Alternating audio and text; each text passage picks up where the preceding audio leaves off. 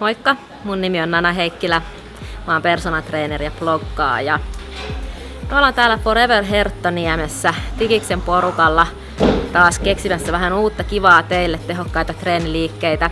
Viime kerralla mä esittelin teille 7 liikkeen koko kropan tehotreenin ja tällä kertaa mulla on sitten treeni, missä tehdään sitten yläkropalle erilaisia liikkeitä. Meillä on työntäville lihaksille ja sitten meillä on vetäville lihaksille liikkeitä. Ja totta kai kehonpainoharjoittein. Muistakaa se huolellinen alkulämmittely, ettei sieltä vaan satuteta itteemme tai satu mitään ikävää. Itse tykkään lämmitellä, esimerkiksi teen mittarimatoja, teen kumpparilla erilaisia kiertoja siellä olkanivelelle. Ja muutenkin huolehdin siinä, että lihakset ja nivelet on huolellisesti lämmitelty ennen sitä tositoimiin lähtemistä. Ensimmäisenä liikkeenä meillä on australialainen kulmasoutu. Se on ehkä vähän tuntematon monille. Mennään katsoa, miltä liike näyttää.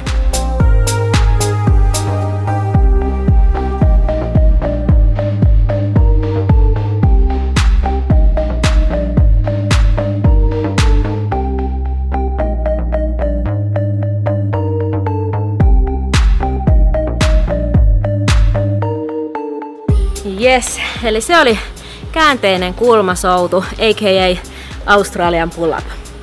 Ihan mahtava liike sinne selän lihaksille ja kehittää muun muassa leuanvetovoimaa. Eli jos tavoitteena on se leuanveto, niin kannattaa ottaa tämä liike sitten yhdeksi liikeprogressioksi sinne omaan treeniin.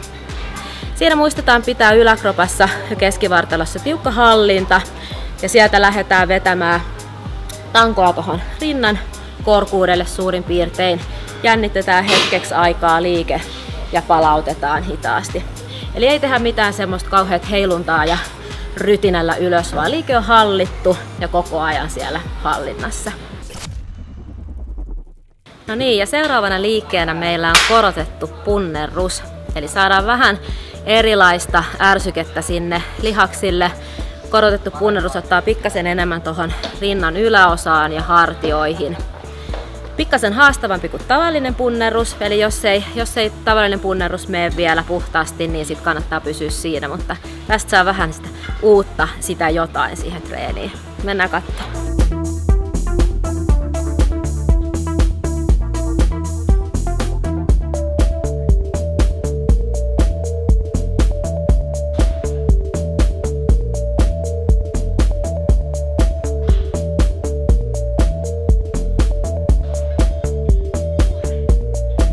Jopas tuntuu. Eli tosiaan punnerruksessa aina täytyy muistaa se keskivartalohallinta ja myös sitten se, että ne kyynärpäät osoittaa sinne taakse viistoon. Mutta toi on semmonen ihan mahtava pieni lisä sinne tavalliseen punnerrukseen. Ja saadaan tosiaan sinne hartioihin pikkasen enemmän kuormitusta ja sinne rinnan yläosaan. Kolmantena liikkeenä meillä on leuanveto.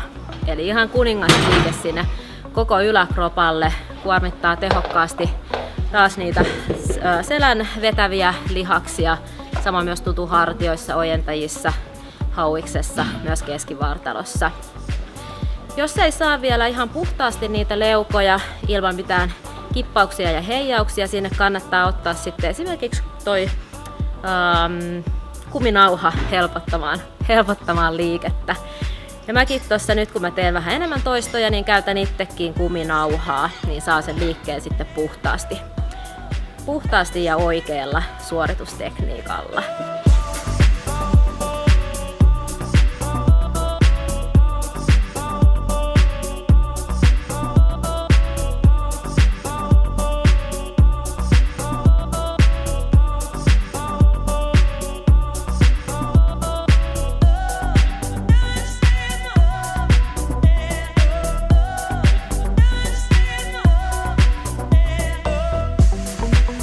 No niin, siinä vedeltiin vähän leukoja.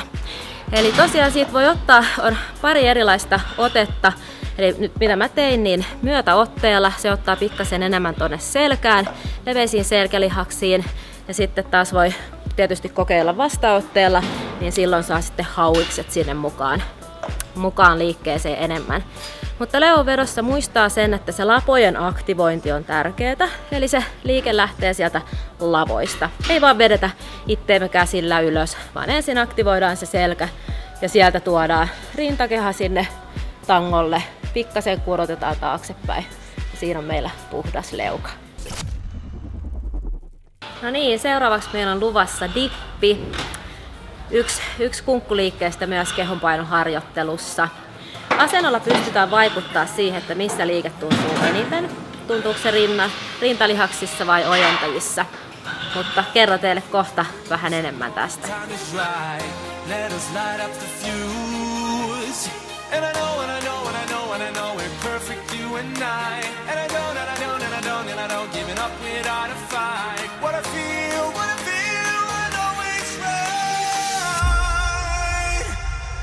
Let us detonate tonight.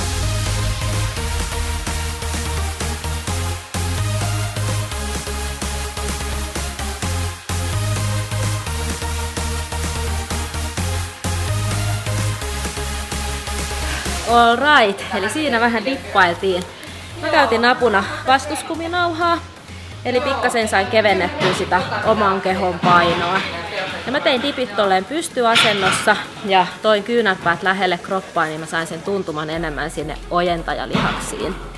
Jos haluaa sitä osumaa enemmän tonne rintapuolelle, niin sitten vaan kumartuu pikkasen enemmän eteenpäin ja avaa niitä kyynärpäitä tonne viistoon, niin silloin saadaan sitten enemmän kuormitusta sinne rintalihaksille. Kehonpainoharjoittelu on itselle tosi lähellä sydäntä oleva treenimuoto. Mä teetetään sitä paljon mun asiakkailla ja treenaan myös itse näin. Moni ajattelee, ettei kehonpainoharjoittelulla saa kasvatettua lihaksia tai saa lisättyä voimatasoja, mutta mä uskallan kyllä esittää siihen eriävän mielipiteen. Et itse on ainakin saanut huomattavasti lisättyä voimaa ja myös sitten pyöreyttä sinne olkapäihin ja leveyttä selkään. Kehonpainoharjoittelu toimii totta kai hyvin myös niin kuin saliharjoittelun ohella ja sitten myös ihan omanaan kyllä niin kuin kuormittaa tarpeeksi sitä kroppaa. Mä tykkään itse tehdä paljon näitä erilaisia punnerruksia ja leuanvetoja ja ne on semmosia tosi kokonaisvaltaisia liikkeitä. Ainut mitä sitten, että jos kärsii tai jos on jotain olkapään vammoja, niin sit kannattaa olla noiden punnerusten kanssa vähän tarkkana ja varovainen. Ja ainakin silloin muistaa sit sen huolellisen lämmittelyn. Mä teen tätä treeniä silleen, että mä pidän aina semmoisen suurin piirtein 20-30 sekuntia liikkeen välissä pientä palauttelua. Teen kaikki 6 liikettä putkeen, sit pidän sen muutaman minuutin tauon ja toistan sitten vähän aikataulun mukaan ja sitten tietysti omien voimien mukaan, että kuinka monta kierrosta. 3-5 on se yleinen kierrosmäärä tässä. Mutta se on ainakin takuu varma, että näillä liikkeillä ja tällä treenillä saa pumppiin ton yläkropan ja lihas kasvaa ja voimatasot kasvaa. No niin, toiseksi viimeisenä liikkeenä meillä on timanttipunnerrus. Eli sillä saadaan taas pikkasen uutta ärsykettä sinne meidän yläkropalle. Ideana siinä asettaa sormet kolmion muotoon tuohon rinnan korkeudelle ja siitä lähteä sitten punnertamaan. Mä voin näyttää miten homma hoidetaan.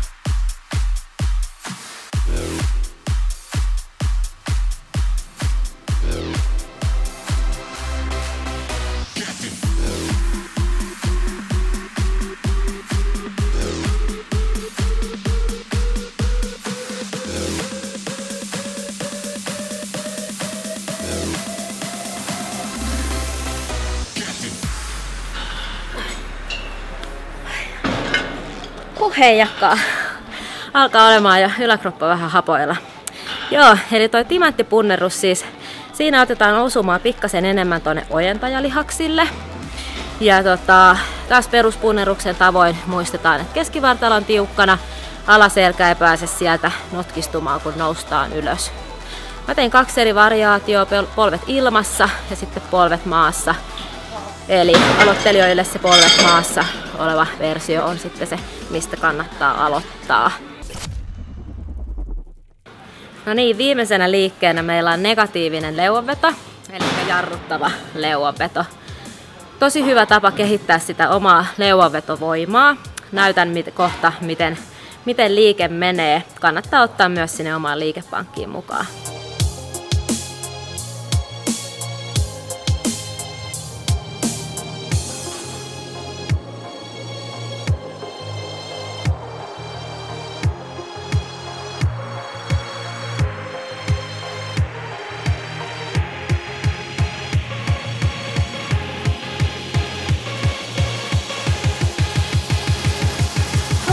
All right. Siinä meillä oli jarruttava leuanveto. Tällä kertaa mä tein sen vastaotteella, eli me saatiin enemmän sieltä hauista myös peliin mukaan. Idea on siis tulla sieltä tangon yläpuolelta mahdollisimman hitaasti ja jarruttavasti alas. Eli puhutaan siitä liikkeen ekstentrisestä vaiheesta. Mutta tosiaan ihan mahtava liike kehittämään sitä matkaa kohti leuanvetoa. Ja muistakaa, että tässä liikkeessä niin se hitaus on se valttikortti. No niin, tässä oli mun NT6. Käykäähän Instagramissa katsomassa nanafit_pt mun treenimeirinkiä enemmän. Ja tägätkää myös teidän omat NT6-treenit Instagramissa kyseisellä hashtagillä. Kannattaa käydä hei myös tilaamassa Tikiksen YouTube-kanava. Sieltä saatte ihan loistavaa matskua, treeni-ideoita ja muutenkin motivaatio omiin treeneihin.